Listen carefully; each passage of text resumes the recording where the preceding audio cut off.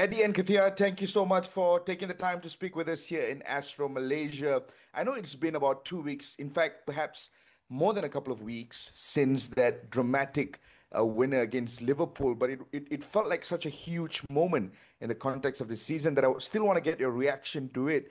I mean, after everything you went through at the start of the season, how, incredible was it to be in that moment and get that winner? Yeah, no, it was amazing. I think really special day to be able to share that moment with the fans, with my teammates. Obviously been working really hard, not just myself but the whole team. So I think it was a really good performance from the team from the beginning of the match, and I think the goal at the end was kind of deserved for us. So it was nice to obviously be able to get the goal and to be able to celebrate and share that moment with my family and friends, and the supporters was amazing.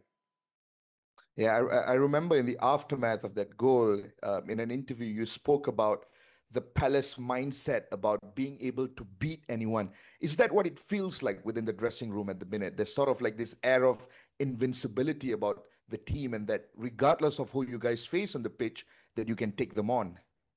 Yeah, I think obviously our confidence comes from how hard we work every day. If you come down to the training ground, you see how hard not just the players but all the staff and the backroom staff work every day to ensure that we're ready come Saturday or whenever the game is. So I think when you have that level and you know that trust from your teammates that everyone's going to give 100% no matter the situation or no matter the action on the pitch, it builds a lot of confidence and unity together. And also we've had a really good, I would say, calendar year with a lot of strong performances and a lot of success. So yeah, we're just hoping to keep going, keep working hard, and continue to build and achieve more greatness with this football club.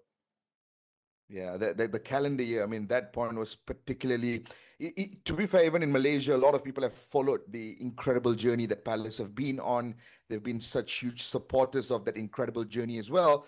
But given how it all went, given how incredible the whole process was it then a bit extra frustrating in that match against Everton to then drop a bit of that momentum? Yeah, I think it's part of football. Obviously, when you lose, but I think our approach was the same. We worked hard. We had a really good performance. Of course, momentum shifted in the game, and Everton took the win. But I think now, like you said, the manager said also in his interview, it's time to start a new chapter. So we've got a lot of games coming up and a lot of left to play in the season. So it's just about continuing to get back into that form and that winning rhythm, and hopefully we can go on another run, and it'll be longer.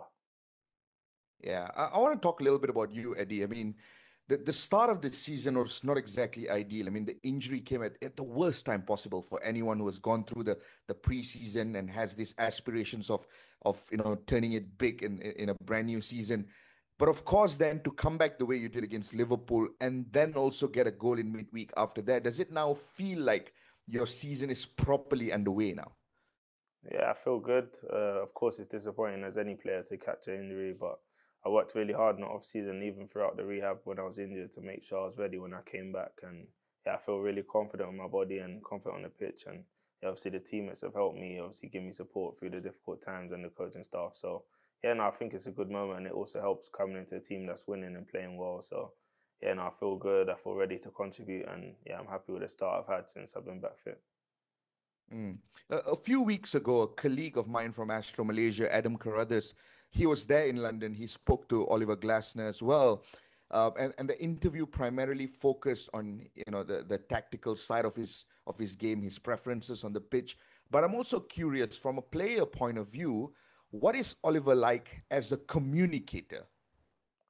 He's very passionate. He's got a really big desire to win, which is really good because I think it's very similar to myself. So yeah, no, I share his enthusiasm and his love for football. So he's a really good manager. Obviously, the results speak for itself, not just at Palace, but at the other clubs he's worked at as well. So yeah, he's a really good. He's able to get his points across. I think all the players really know and understand his way of playing and how the team wants to play, and it's working at the moment. So we totally believe in it. And like I said, hopefully we can continue to improve individually and collectively and pick up a lot of results and hopefully share more success together.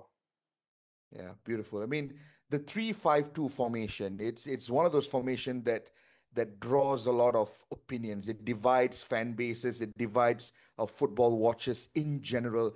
A lot of teams have had a very difficult time with it, but why do you think it particularly works within the Palace setup? I think obviously personnel helps. I think yeah, the manager's also really big on. It's not necessarily the formation. I guess it's more the principles of how the team want to play, what we look for on the pitch, how we want to set up in and out of possession. And yeah, I think another good thing is just familiarity. So I think when you play a system for a long time, which the boys I guess have done and we have done, you get more familiar with it. Of course, personally in my career, I haven't probably played in that formation as much, but it's really quick and easy to learn once you're being explained by obviously great coach, and then you have players and good players around you that you can kind of feel off. So yeah, I think it's been good and it's working for us. So yeah, hopefully it can continue. Yeah, you use the word personnel. One of the players within the team that has been, really, really popular all over the world, especially on social media, even in Malaysia, the name that keeps getting talked about right now, Adam Wharton.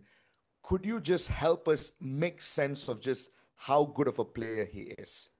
Yeah, he's a top player, really good player. I think he's a player that you enjoy to watch. He's so smooth on the ball. He always seems like he has that second more on the pitch than a lot of other players. So yeah, for me, it's really good to play with him because he's able to find me in dangerous areas and play forward. So I think he's a wonderful player with a great left foot and a really good footballing brain, which I think players that have played with him and people that watch football can really appreciate. So yeah, I think he's a fantastic player and he's still got a lot of years ahead of him to keep working hard and keep improving. So I'm sure he'll continue to have a great career.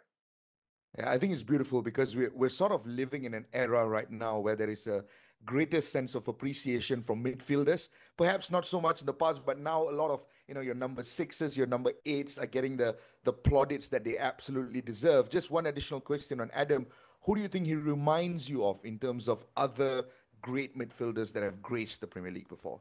I think it's hard to put a specific player, but for me as a player, even though I'm a number nine, I can really appreciate number six and players that dictate the game, and always look to play forward because as a forward player, I'm always wanting the ball played into me. So players that are able to see that pass maybe quicker than others, I can really appreciate. And I think I've always had a great fondness for midfield players. It's really nice to watch even when I'm spectating the game. So yeah, I think he's got quite a unique style of play that probably, which is thankful for him, there's not too many players in the country maybe that can do what he does so effortlessly, I think. So yeah, I think he's a special talent, and like I said, not just his ability, he's a really good lad. He works hard, he does the right things on the ground and off the pitch. So yeah, like I said, hopefully he can continue to improve, and I'm sure he will do with his mentality.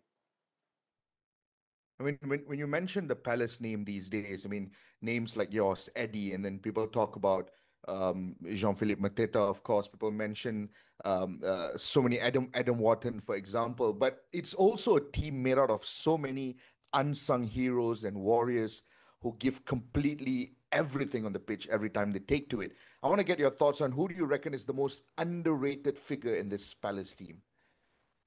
But I think there's a lot.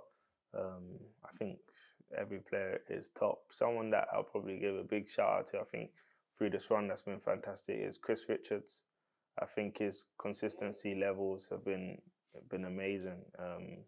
Every game he's always there, he's always fighting, he's always winning his duels. So yeah, I think he's had a really good run in the team, and he's been, as with the other players, pivotal to the success we've had.